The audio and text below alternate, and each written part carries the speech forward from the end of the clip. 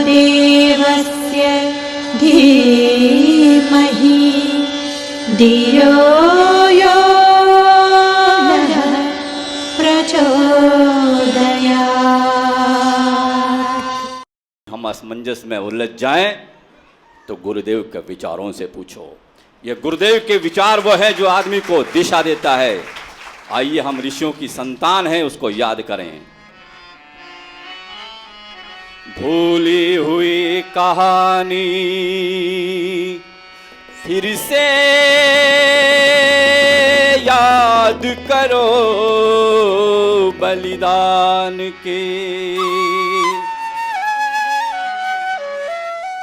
ऋषियों के तप त्याग तेज गुण मानव धर्म महान की। भूली हुई कहानी फिर से याद करो बलिदान के। भूली हुई कहानी फिर से याद करो बलिदान के। ऋषियों के तप त्याग तेज गुण मानव धर्म महान की। भूली हुई कहानी फिर से याद करो बलिदान के। भूली हुई कहानी फिर से याद करो बलिदान के।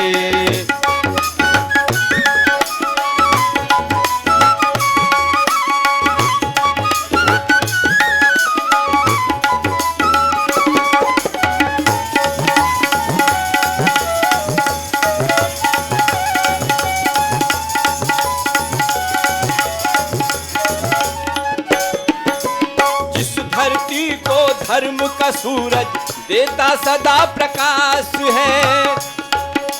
धर्म का सूरज देता सदा प्रकाश है। इस धरती को कर्म और कौशल पर ही विश्वास है। इस धरती को कर्म और कौशल पर ही विश्वास है। जहाँ गुणों का सद्भावों का हरदम रहा निवास है। जहाँ गुणों का सद्भावों का हरदम रहा निवास है। जिस धरती ने मानवता की फैलाई मृदुहास है। जिस धरती ने मानवता की फैलाई मृदुहास है। फैलाई मृदुहास है। वह है भारतवर्ष जिसने ज्योति जलाई ज्ञान की। वह है भारतवर्ष जिसने ज्योति जलाई ज्ञान की। भूली हुई कहानी फिर से याद करो बलिदान के। भूली हुई कहानी फिर से याद करो बलिदान के।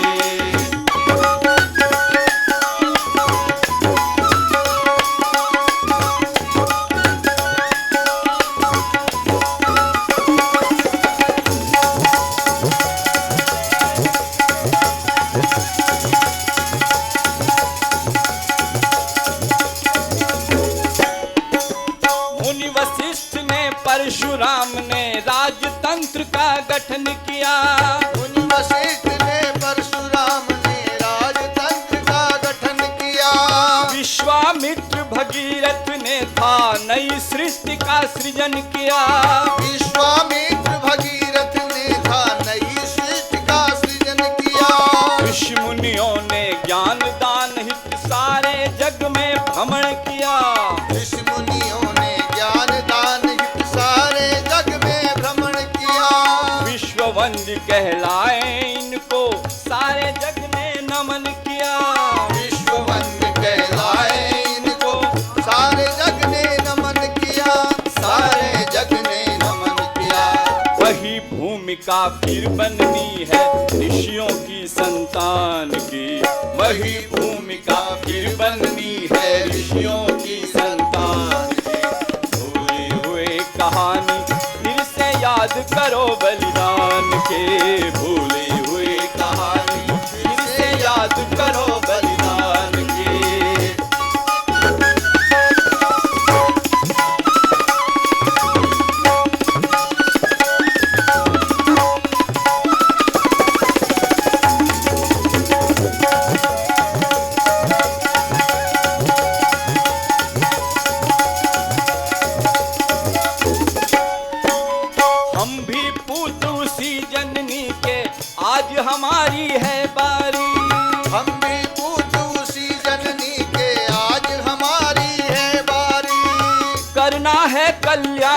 विश्व का आज करे वह तैयारी।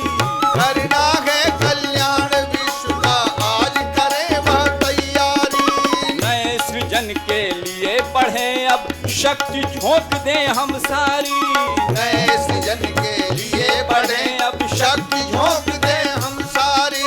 ज्वाला बनकर धधक उठे फिर नए सृजन की चिंगारी। ज्वाला बनकर धधक उठे फिर नए सृजन की चिंगारी। नए सृजन की चिंगारी। हमको ही लिखनी है फिर से कथा नए निर्माण की। हमको ही लिखनी है फिर से कथा नए निर्माण की। भूले हुए कहानी फिर से याद करो बलिदान के। भूले हुए कहानी फिर से याद करो बलिदान के। ऋषियों के तप त्याग तेज गुण मानव धर्म महान के। भूले हुए कहानी फिर से याद करो बलिदान के। भूले हुए कहानी फिर से याद करो बलिदान के। भूले हुए कहानी फिर से याद करो बलिदान के। याद करो बलिदान के। याद करो बलिदान की। आज हम सबका बड़ा परम सौभाग्य है कि हमारे बीच परम श्रद्धेय डॉक्टर प्रणव पांड्या जी उपस्थित हैं। किसी ने कहा है कि भूतकाल का कैदी नहीं भविष्य का निर्माता है, जिसकी कल्पनाओं ने अपार संभावनाओं के द्वार खोले हैं, जो सदैव नैतिक मूल्यों पर चला, जिसके जीवन में कला और विद्या की देवी माँ सरस्वती की छवि को देखा। परम पूज्य गुरुदेव युगदृष्टा वेदमूर्ति तपोनिष्ठ के हाथों लेखनी लेकर अखंड ज्योत के माध्यम से आज पूरे विश्व को ज्ञान का प्रकाश जन जन तक पहुंचाने वाले हम सबके प्रिय डॉक्टर साहब हमारे बीच उपस्थित हैं। डॉक्टर साहब से प्रार्थना करता हूं कि आज हम सबको अपने आशीर्वचन से अनुग्रहित करें। परम श्रद्धेय डॉक्टर साहब। सूर्य भगवान गायत्री मंत्र के आराध्य हैं, उनका हम ध्यान करते हैं। उनका ध्यान करते हुए हम अपने अंदर रोम रोम में कण कण में उनकी चेतना को समाहित करने का कोशिश करते हैं। प्रार्थना करते हैं कि हमें शक्ति दें, हमें वर्चस्व दें, हमें ओजस दें, हमें तेजस दें और हमें बल दें, ताकि हम आगे बढ़ सकें। बिना सूर्य की कृपा के और गायत्री मंत्र के माध्यम से हम आगे नहीं बढ़ सकते।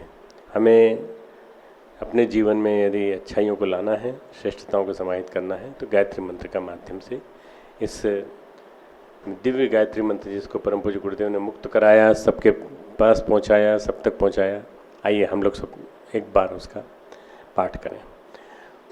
ओम भूर्भुवः स्वः तत्सवितुर्वरेण्यं भर्गो देवस्य धीमहि धियो यो नः प्रचोदयात्। ओम गुरुर्ब्रह्मा गुरुर्विष्णु गुरुरेव महेश्वरः गुरुः साक्षात् परब्रह्म तस्मै श्री गुरुवे नमः। अखण्डमण्डलाकारं व्याप्तं येन चराचरं तत्पदं दर्शितं येन तस्मै श्री गुरुवे नमः। मातृवत् लालयित्री च पितृवत् मार्गदर्शिका नमोस्तु गुरुसत्तायै श्रद्धा प्रज्ञायुता च। श्रद्धा प्रज्ञायुता च। परम पूज्य गुरुदेव और परमवंद्या माता जी की सूक्ष्म उपस्थिति में यहाँ विराजमान मेरे सामने बैठे हुए सभी देवतुल्य भाइयों, शक्ति स्वरूपा माताओं, देवी स्वरूपा बहनों, सभी हमारे शिक्षक बंधु और अधिकारी बंधु जो भारत के विभिन्न इलाकों से आए हैं और अभी 3 दिन से निरंतर आपका प्रशिक्षण चल रहा है। हमारे भारतीय संस्कृति परीक्षा के प्रकोष्ठ से जुड़े हुए हमारे सभी अधिकारी बंधु, हमारे वरिष्ठ अग्रज भाई और सभी यहाँ उपस्थित हमारे शिविर के कार्यकर्ता भाइयों बहनों, भाइयों बहनों, गीता मेरे लिए बड़ी प्रेरणा का स्रोत है। मैं गीता के माध्यम से, गीता के एक श्लोक के माध्यम से अपनी बात शुरू करता हूँ और फिर उसी की व्याख्या करते करते भारतीय संस्कृति पे आ जाता हूँ। मैं जिस श्लोक को आज ले रहा हूँ 10वें अध्याय का 10वां श्लोक है, 10th चैप्टर का 10th श्लोक। ये है तेषाम सतत युक्तानाम भजताम प्रीतिपूर्वकम। तेषाम सतत युक्तानाम भजताम प्रीतिपूर्वकम। संस्कृत इतनी कठिन नहीं है जितना हम सोचते हैं। कई बार हमें लगता तो है कि याद कैसे रहेगी, कैसे याद रहेगी। तेषाम सतत युक्तानाम भजताम प्रीतिपूर्वकम, उन निरंतर मेरे ध्यान आदि में लगे हुए और प्रेम पूर्वक भजने वाले भक्तों को मैं क्या देता हूँ? वो कहते हैं ददामि बुद्धि योगम तम। मैं उनको बुद्धि योग देता हूँ जो मुझे मेरी भक्ति करते हैं। कई बार लोगों के मन में असमंजस होता है, भगवान की भक्ति करने से पैसा मिलता है, भगवान की भक्ति करने से ऐश्वर्य मिलता है, भगवान की भक्ति करने से नौकरी मिलती है, भगवान की भक्ति करने से छोकरी मिलती है, शादी होती है। ये कुछ भी नहीं है, सब बेकार है। वो कहते हैं मेरे प्रेम से जो मेरे मेरे में मन लगाकर, मेरे चरणों में मन लगाकर जो भक्ति करता है उसको मैं ददामि बुद्धि योगम, मैं उसको बुद्धि योग देता हूँ। और भक्तों को तत्वज्ञान रूपी योग देता हूँ। ददामि बुद्धि योगम तम येन मामुप यान्ति तय, ताकि वो मुझे ही प्राप्त हो। यदि भगवान को प्राप्त करना है तो आपको बुद्धि योग प्राप्त करना पड़ेगा। आज क्या हो गया है? बुद्धि भोग का स्वरूप बन गई है। आज की बुद्धि जो हम पढ़ते हैं, शिक्षा पढ़ते हैं, वो भोग का स्वरूप बन गई है। जिस दिन बुद्धि योग बन जाएगी, बुद्धि का योग हो जाएगा, योग के साथ बुद्धि का योग भगवान के साथ हो जाएगा, उस दिन बुद्धि जो है वो हमें निश्चित रूप से वो देगी जिसे कहते हैं भगवत सत्ता। भगवान किसको कहते हैं? भगवान कहते हैं आदर्शों को, सत्प्रवृत्तियों को, श्रेष्ठताओं को, जितनी भी अच्छाइयाँ हैं उन सब के समुच्चय को, उन सब का क्वालिटीज़ को इकट्ठी कर दें, वो भगवान कोई मोर मुकुटधारी भगवान नहीं है। भगवान जो भी हैं वो श्रेष्ठता, आइडियलिज्म, जितनी भी आइडियलिस्टिक वर्च्यूज़ हैं वो सारे के सारे भगवान के रूप में स्थापित है। तो जब हम उस भगवान को अपने जीवन में स्थापित करते हैं तो उस भगवान को जीवन में स्थापित, उसको उसके आराधना करने से, उपासना करने से, उसके पास बैठने से, उनके गुणों को अपने जीवन में धारण करने से क्या मिलता है? बुद्धि योग। तो ये इतना बड़ा अनुदान है भगवान का, भगवान कृष्ण के मुँह से निकल रहा है, योगेश्वर कृष्ण के मुँह से निकल रहा है कि ददामि तम बुद्धि योगम तम येन मामुप यान्ति ते, ताकि वो मुझे ही प्राप्त हो। भगवान को प्राप्त होना यानी अच्छाइयों को प्राप्त होना, भगवान को प्राप्त होना यानी भगवान को जीवन में अपने उतार लेना। मित्रों, आज जो है, आज सभ्यता का बोलबाला है, चारों तरफ दिखावा है। देखा जाए तो वैश्वीकरण है, बहुराष्ट्रीयकरण है, शहरीकरण है। और मैं समझता हूँ कि मैं भारत से बाहर कई देशों में गया हूँ, लगभग 40 से ज़्यादा देशों में गया हूँ। सभी देशों में मैंने देखा कि वहाँ भगवान के प्रति ज़्यादा रुचि है और सुधरने के लिए मन में उमंग ज़्यादा है। हमारे देश में भगवान के प्रति दिखावा बहुत ज़्यादा है और हम जो है उनकी नकल कर रहे हैं, पश्चिम की सभ्यता की। लेकिन पश्चिम के लोग हमारी संस्कृति की नकल कर रहे हैं। दो शब्द अलग अलग हैं, सभ्यता और संस्कृति। सभ्यता कहते हैं सिविलाइजेशन को, संस्कृति कहते हैं कल्चर को। ये दो शब्द अलग अलग हैं। सभ्यता कहते हैं विज्ञान को, सभ्यता कहते हैं शिक्षा को, और सभ्यता कहते हैं परिस्थितियों को। शिक्षा कहते हैं जो हमारी विद्या है, जिसको ज्ञान कहा जाता है, वो जो है वो बिल्कुल इससे अपोजिट है। संस्कृति शब्द जो है उसके साथ जुड़ा हुआ है ज्ञान, उससे जुड़ा हुआ है विद्या, उससे जुड़ा हुआ है हमारे अंतर जगत में हम किस तरह से गुणों को बोने का काम करते हैं, गुणों की किस तरह से हम खेती करते हैं, गुणों को कैसे हम उत्पादित करते हैं। संस्कृति जिस दिन जीवन में उतर जाएगी उस दिन जीवन हमारा बदल जाएगा। संस्कृति को जीवन में उतारना और संस्कृति को जीवन में उतार करके महान बनने का प्रयास करना, संस्कृति को जीवन में उतार करके अपने जीवन को श्रेष्ठ बनाने का प्रयास करना, बस ये जो है ये आध्यात्मिक उपचार है। इसलिए संस्कृति अध्यात्म के सबसे ज़्यादा नज़दीक है, सभ्यता बहिरंग के ज़्यादा नज़दीक है, संस्कृति मनस्थिति के ज़्यादा नज़दीक है, अंतरंग के ज़्यादा नज़दीक है, सभ्यता बहिरंग के ज़्यादा नज़दीक है। जब भी हम कहते हैं ना यूनान रोम ने मिश्रा सब मिट गए जहाँ से, कुछ बात है कि मैं हस्ती मिटती नहीं हमारी। क्यों नहीं मिटती हमारी हस्ती? हमारी हस्ती इसलिए नहीं मिटती कि हम लोग संस्कृति से पले पोसे हैं। हमारे देश को संस्कृति ने पाला पोसा है। संस्कृति में माता पिता के प्रति आदर का भाव, गुरुजनों के प्रति आदर का भाव, वेशभूषा के प्रति सम्मान, खान पान के प्रति सम्मान, रीति रिवाजों का सम्मान, ये सब आ जाता है। तो जब संस्कृति जिस देश के मूल में हो, उस देश को कोई हिला नहीं सकता, उस देश को कोई हटा नहीं सकता, उस देश की हस्ती को कोई मिटा नहीं सकता।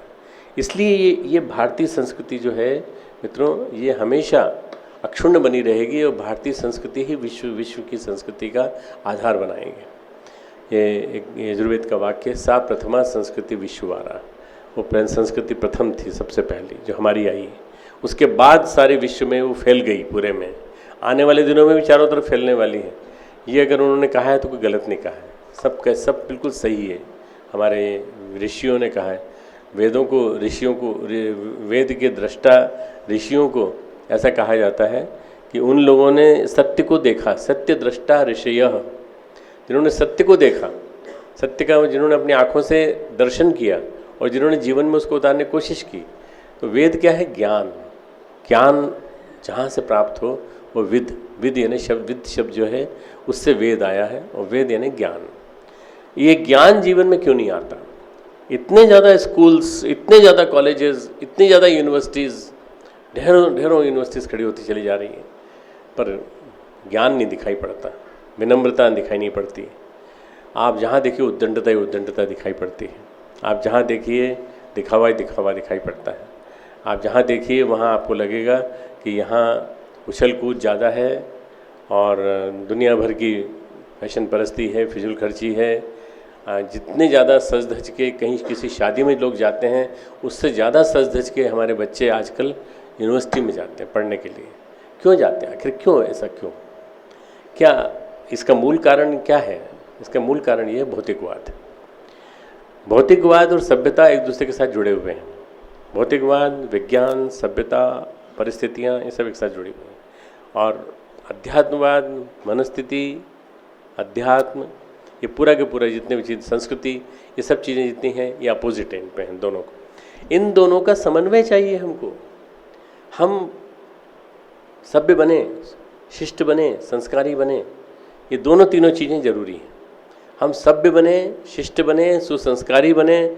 सभ्यता किसको, कौन नहीं चाहता कि दरवाज़ा वो दरवाजे कार की खिड़की खोली और थूक दिया बाहर? ये गलत है, ये हमारी असभ्यता है। मैं मानता हूँ इस मामले में भारत के लोग आगे हो सकते हैं, कि हो सकता है कि इन असभ्य आचरणों में हम लोग आगे हों, पर जब माता पिता की सेवा करने की बात आएगी, जब पत्नी को अपने प्यास रखने की बात आएगी, और जब ये बात आएगी कि किस तरह से एक बीमार रुग्ण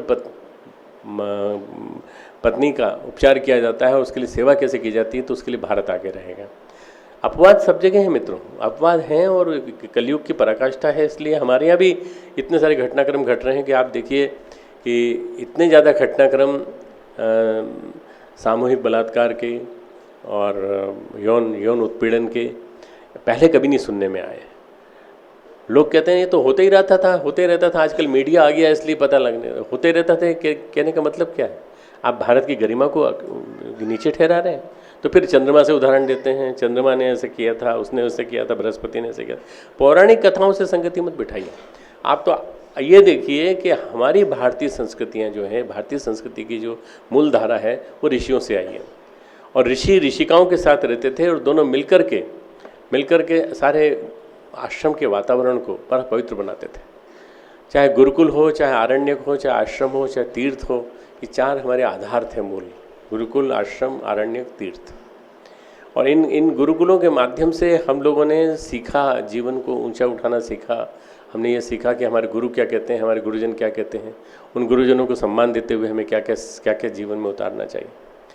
मित्रों, मैं भी आपके बीच में से ही पला हुआ, बड़ा हुआ, और अपने विद्यालय से पास होकर के एक डिग्री लेकर के मैं डॉक्टर बना। और डॉक्टर बनने के बाद मैंने अपनी स्पेशलाइजेशन ली कार्डियोलॉजी में। मैं बड़ा हुआ तो मैंने अपने शिक्षकों को शुरू से सम्मान दिया, और शुरू से याद करता हूँ, और आज तक मेरे आंखों के सामने एक शिक्षक घूम जाता है जिन्होंने मुझे पढ़ाया था। क्यों? क्योंकि उन्होंने मुझ पर छाप डाली अपने चरित्र की, क्योंकि उन्होंने मुझे बताया कि जीवन कैसा होता है, जीवन को कैसे जीना चाहिए। और उसी के बीच में मेरे को 13 साल की उम्र में मुझे गुरुदेव मिल गए, और गुरुदेव मिलने के बाद मुझे कुछ कमी कुछ था ही नहीं। गुरु के मिलने के बाद फिर सब कुछ मिल जाता है। गुरु के मिलने के बाद जीवन जीने की दिशा मिल जाती है, आगे चलने का मार्ग दिख जाता है, ये पता लग जाता है कि कैसे जाना चाहिए।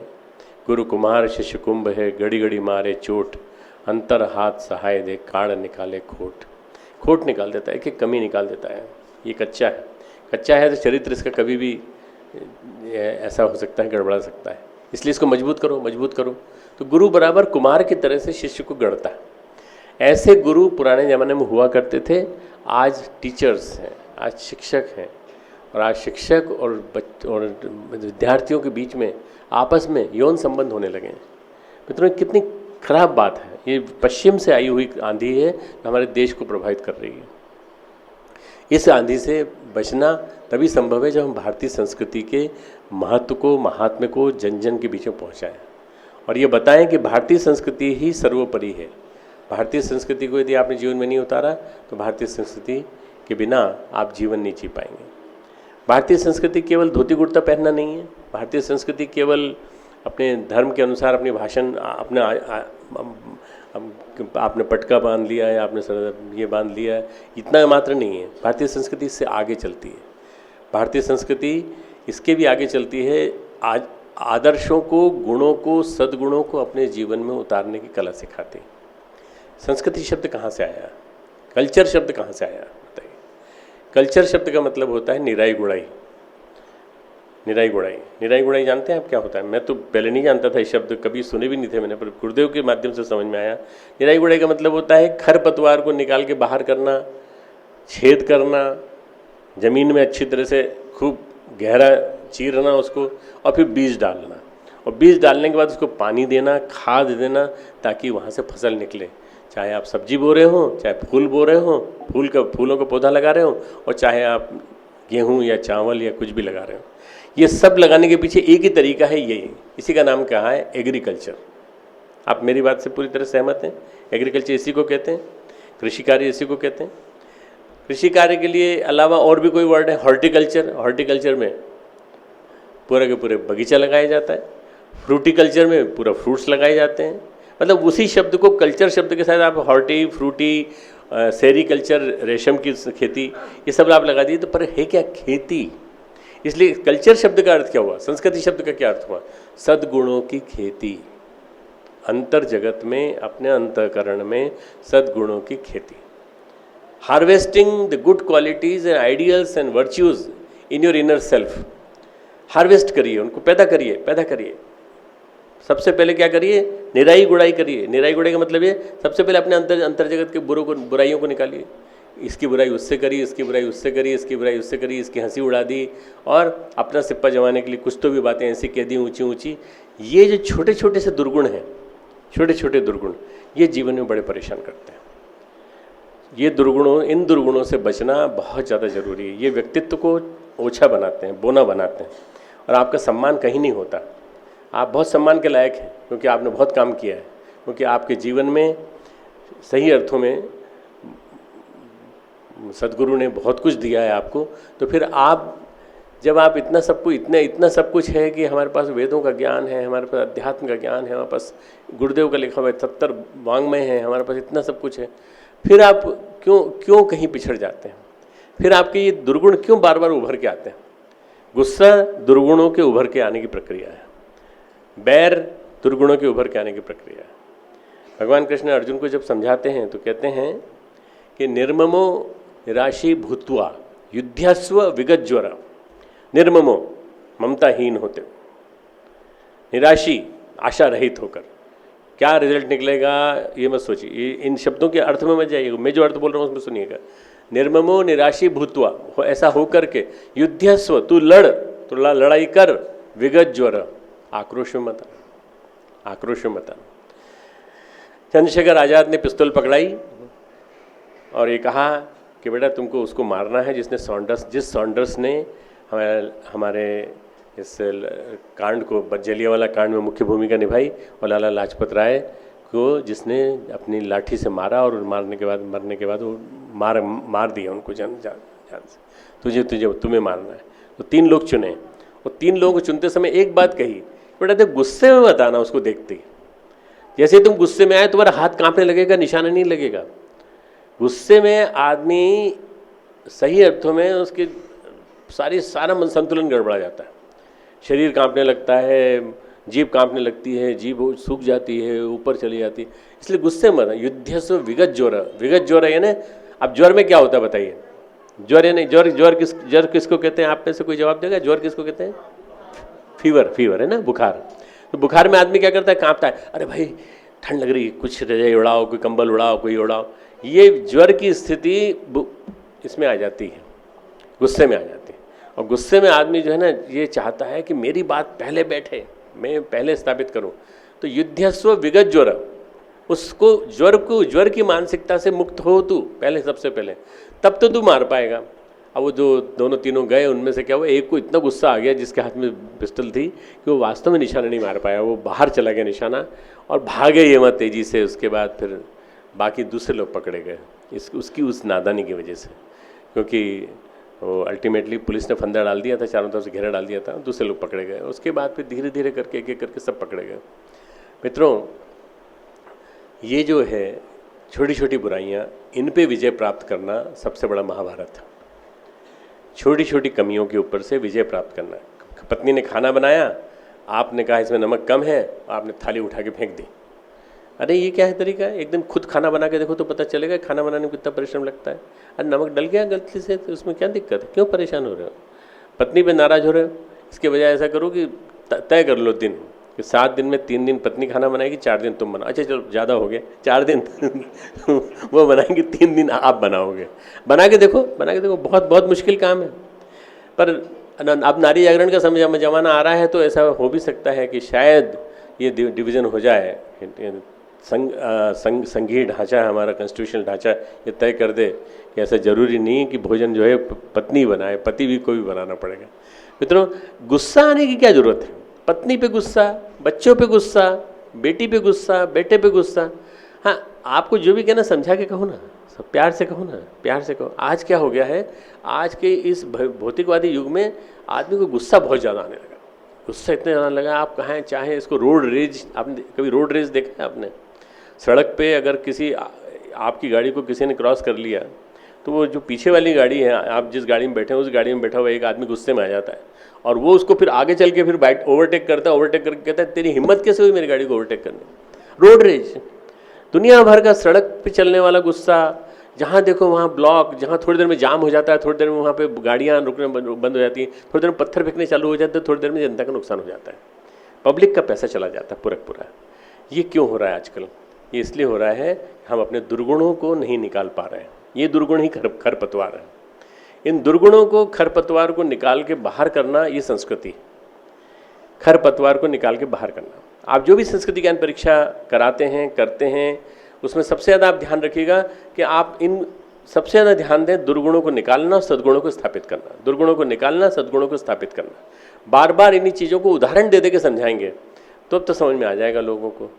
सिगरेट पीना अकेला दुर्गुण नहीं है। सिगरेट पीने के से ज़्यादा जो नुकसान है वो गुस्से से होता है। गुस्से में जितना ब्लड प्रेशर बढ़ता है और जितना नुकसान होता है शरीर का, उतना सिगरेट पीने से नहीं होता है। एक सिगरेट पी ली, चलो बहुत बुरी बात है, भी गलत बात है, नहीं पीना चाहिए। चेन स्मोकर हो, बहुत गलत बात है, मरोगे एक दिन, तुम बिल्कुल मरोगे, कब्रिस्तान में तुम जाना पड़ेगा, बोल दीजिए आप बिल्कुल स्पष्ट। पर गुस्सा करते हो तो गुस्सा करने से और जल्दी मरोगे। द्वेष करते हो, बैर करते हो तो और जल्दी मरोगे। और कैसे मरोगे? घुट घुट के मरोगे। कोई सम्मान नहीं करेगा। बड़े हो जाओगे तो बच्चे तुम्हारा सम्मान नहीं करेंगे। बड़े हो जाओगे, शिष्य तुम्हारे जो जिनको तुमने पढ़ाया था वो सम्मान नहीं करेंगे। इसलिए छोटी छोटी बातें हैं, गुस्सा करना, बैर करना, किसी की बारे में पीठ पीछे बुराई करना, ये व्यक्तित्व की छोटी छोटी बुराइयां हैं। इनको निकालने की कोशिश करने के लिए आप लोग प्रयास करना। यही खरपतवार है। यही वो है जो जिनको कहा जाता है कि ये जो पुरानी घास है ना, इसको निकाल के बाहर करो, तब तो वहाँ पौधा लगेगा। पौधा कैसे लगेगा? संस्कृति का पौधा लगेगा कैसे? संस्कृति का पौधा लगाने के लिए आपको अपनी बुराइयों को, दुर्गुणों को निकाल के बाहर फेंकना पड़ेगा। ये संस्कृति है। जब संस्कृति समझ में आ जाती है तब कोई दिक्कत नहीं है। अभी क्या है, संस्कृति का मतलब क्या है? हेमा मालिनी का डांस, कोई कथक, कोई कुछ कार्यक्रम अच्छा हो रहा है, सांस्कृतिक कार्यक्रम, तो उसको कह देते हैं संस्कृति। आज संस्कृति का पर्याय हो गया है डांस, नृत्य। और उस नृत्य में कितनी गंदगी होती है ये आप सब जानते हैं।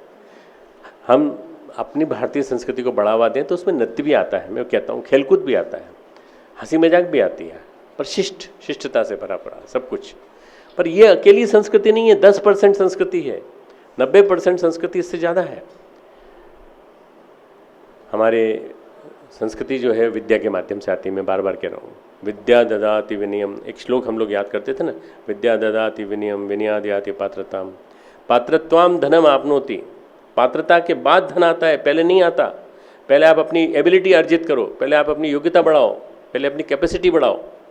पात्रत्वाम धनम आपनोति, धनात् धर्मम तथा सुखम, धन से धर्म आता है, धर्म से सुख आता है। ये लिंक है एक दूसरे के साथ। इनके बाद आपको तब मिलेगा धर्म, कब मिलेगा? जब धन आपके पास आएगा पात्रता से अर्जित किया हुआ। लोगों ने कहा, आज के लोगों ने कहा बड़ा लंबा श्लोक है भाई, इतना लंबा याद नहीं होता। डॉक्टर साहब तो गीता पढ़ते हैं इसलिए संस्कृत याद रहती है उनको, ये हमको याद नहीं रहता। क्या करें? विद्या ददाति धनम तथा सुखम, विद्या ददाति धनम तथा सुखम, हमने छोटा कर दिया उसको, सब छोटे हो गए तो हमारा श्लोक भी मिनी हो गया। विद्या ददाति धनम तथा सुखम, बस विद्या धन भी देती है और सुख भी देती है। विद्या धन देने वाली जब से बन गई तब से विद्या आम आदमी की रीच में नहीं रही, आम आदमी की रीच में नहीं रही, वो खास लोगों की हो गई है। लवली प्रोफेशनल यूनिवर्सिटी में आप एडमिशन लेके दिखा दीजिए, आप शारदा यूनिवर्सिटी में एडमिशन लेके दिखा दीजिए, देव संस्कृति विश्वविद्यालय में लेके दिखा दीजिए। हाँ, योग्यता है, अगर आपकी पात्रता है आपकी, तो आप एंट्रेंस में बैठिए, हम आपको पास करा करके अपने विश्वविद्यालय में एडमिशन दिला देंगे, आप पास होंगे, बिल्कुल पास होंगे। पर पात्रता नहीं है, मेरे पास कई एप्लीकेशंस आती हैं जो शुरू से आ जाती हैं मेरे पास, मतलब वहाँ देते हैं, वहाँ फॉर्म भरते हैं, उसके पहले मेरे पास आ जाती। तो मैंने कहा एंट्रेंस टेस्ट दिया, बोले एंट्रेंस टेस्ट तो देना पर आपका ज़रा प्रभाव रहेगा तो अच्छा। नहीं, मेरा प्रभाव तो भैया तब रहेगा जब आपके अंदर वो योग्यता होगी। पात्रत्वाम धनम आपनोति, धनात् धर्मम तथा सुखम। सुख उसको कहते हैं जो आदमी को आनंद दे। पर सुख किसको मिलता है? गीता कहती है अशांतस्य कुतः सुखम। अशांत व्यक्ति को सुख कहाँ से मिलेगा? पहले शांति प्राप्त करो, उसके बाद सुख प्राप्त करो। आज इतने सारे लोग आपको दिखाई देते हैं दुनिया में, ढेर सारे लोग, क्या वो सुखी हैं? पैसे वाले लोग सुखी हैं? क्या अंबानी सुखी हैं? क्या बिरला सुखी हैं? सुखी नहीं है। सुखी उसको कहते हैं जिसको इंद्रियों से लेके अंतर जगत की सब इंद्रियों का सबका सुख मिलता हो और जिसको परमात्मा का साक्षात्कार मिला हो, वो सुखी व्यक्ति। तो जब सुख की परिभाषा ये हो गई तो फिर आपने क्यों उसमें बिना शांति प्राप्त किए सुख प्राप्त पाने की कोशिश की? हमारे शास्त्र, हमारे ग्रंथ, हमारी जो जितनी भी चीज़ें हैं ये हमारे पास नमूने के रूप में रखी हुई हैं मित्रों।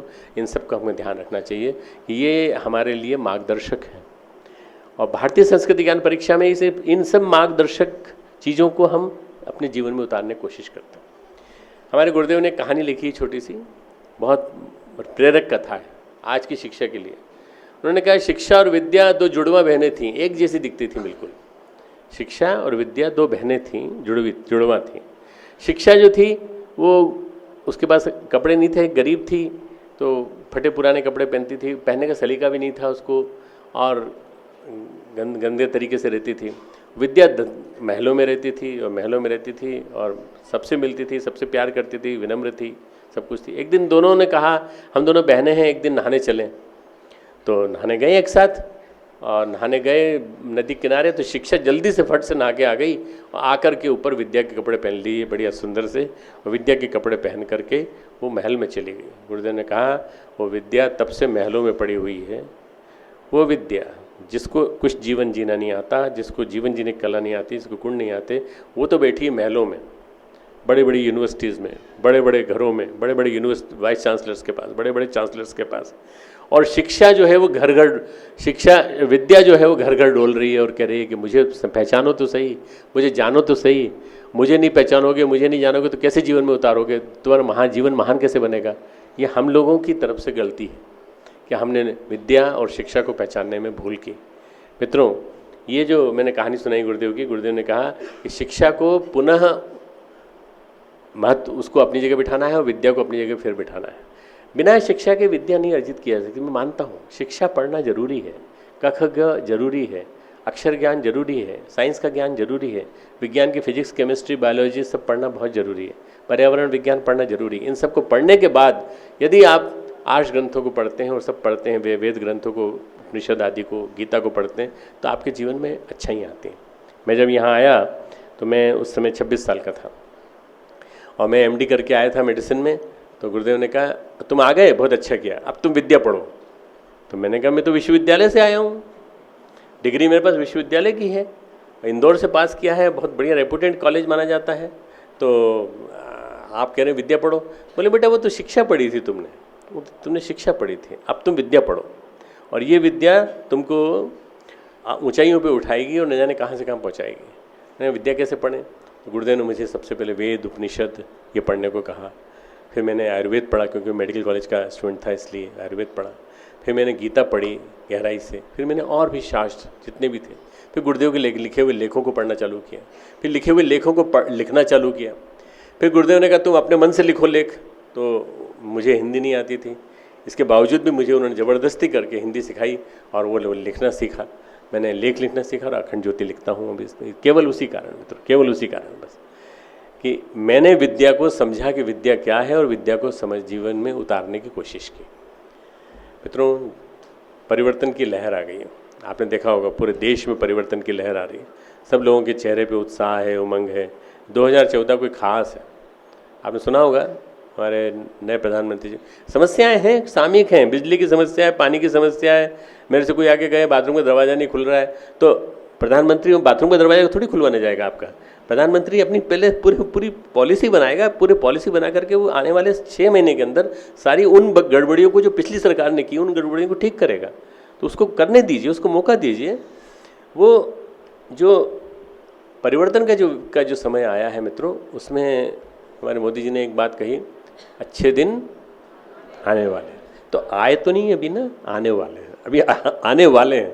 समय है थोड़ा लगेगा समय। अच्छे दिन क्यों आएंगे?